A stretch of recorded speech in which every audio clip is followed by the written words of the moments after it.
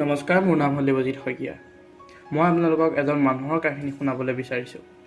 তেওঁ এটা বহুত ডাঙৰ কোম্পানীৰ মালিক। এদিন তেওঁৰ মনটো বৰ ভাল নাছিল আৰু সেই বেয়া মনেৰে অফিচলৈ আহিল।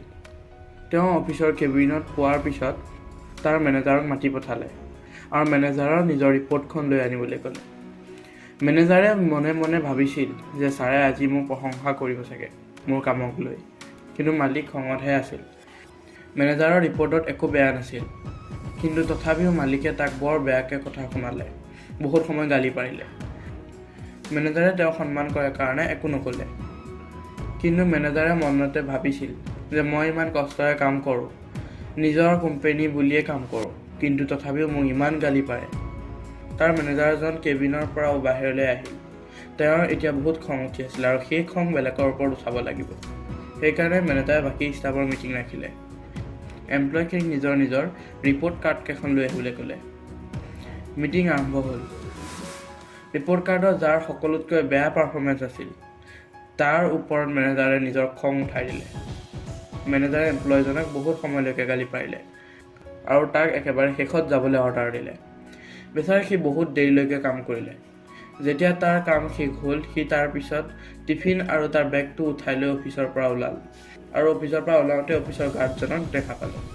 সি বাকীৰ নিচিনাকৈ গাৰ্ডৰ ওপৰতে তাৰ খংখিনি উঠালে আৰু নিজৰ বাইকখন লৈ ঘৰলৈ গুচি গ'ল। গাৰ্ডজনে বুজি নাপালে যে মোৰ ওপৰত খংটোনো কিয় এনেই উঠালে, মইতো একো দুখ কৰা নাছিলোঁ। গাৰ্ডজনে নিজৰ ডিউটি সময়খিনি পূৰা কৰিলে আৰু ঘৰ পালেহি। ঘৰ গৈ এইবাৰ আকৌ গাৰ্ডজনৰ খং উঠিল, কাৰণ তেওঁৰ পত্নীয়ে তেওঁৰ পচন্দৰ খাদ্য বনোৱা নাছিল। বাকীৰ দৰে গাৰ্ডেও নিজৰ খং পত্নীৰ ওপৰত জাৰিবলৈ ল'লে যে দিনৰ দিনটো ঘৰখন মই চম্ভালি থাকোঁ আৰু এতিয়া আহি খংটো মোৰ ওপৰতে উঠাইছে। তাৰপিছত পত্নীৰ ভিতৰলৈ গ'ল। ভিতৰলৈ গৈ দেখে যে পুতেকে টিভি চাই আছে। ল'ৰাটোৰ হাতৰ পৰা ৰিম'টটো কাঢ়ি আনিলে আৰু তাকো গালি পাৰিলে আৰু পিটিলেও। এইবাৰ ল'ৰাটোৰ খং উঠিল। ল'ৰাটোৱে ভুৰ ভুৰাই ঘৰৰ পৰা ওলাই গ'ল। বাহিৰ ওলাই দেখিলে যে ওচৰতে কুকুৰ এটা আছে। সি তাতে খঙত আছিল আৰু ল'ৰাটোৱে পাথৰ এটা উঠালে আৰু কুকুৰটো গালে মাৰি দিলে। কুকুৰটোৱে অলপ আঘাত পালে আৰু ভুকি ভুকি সেই ঠাইৰ পৰা আঁতৰি গ'ল। অকণমান দূৰত এজন মানুহে ৰাতিৰ আহাৰ খাই অলপ ঘৰৰ সন্মুখৰ ৰাস্তাটোতে খোজকাঢ়ি আছিল। সেই কুকুৰটোৱে গৈ সেই মানুহজনক কামোৰ মাৰি দিলে।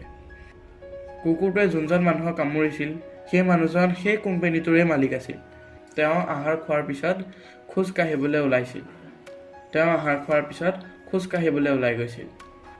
মালিকজনে সেই কথাটো কেতিয়াও বুজি নাপালে যে সেইদিনা সেই কুকুৰটোৱে মিছাতে তেওঁক কিয় কামোৰ মাৰিবলৈ আহিছিল। সেইজনেই মালিক যিজনে মেনেজাৰক গালি পাৰিছিল।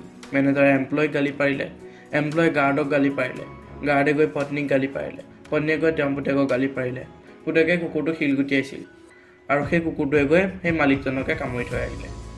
সৰু কাহিনী, কিন্তু ইয়াত এইটোৱে কৈছে যে যোনে যি কৰ্ম কৰে তাৰ ফল এদিন নহয় এদিন পাবই। ভাল কাম কৰিলে ভাল ফল পাব আৰু বেয়া কাম কৰিলে বেয়া ফলেই পাব। মই দেবজিত শইকীয়াই এই সৰু কাহিনীটো কৈ আজিলৈ বিদায় লৈছোঁ। যদি ভিডিঅ'টো ভাল লাগিল তেনেহ'লে ভিডিঅ'টো লাইক কৰি দিয়ক, চেনেলটো ছাবস্ক্ৰাইব কৰি দিয়ক আৰু পাৰিলে ভিডিঅ'টো শ্বেয়াৰ কৰি দিব। ধন্যবাদ।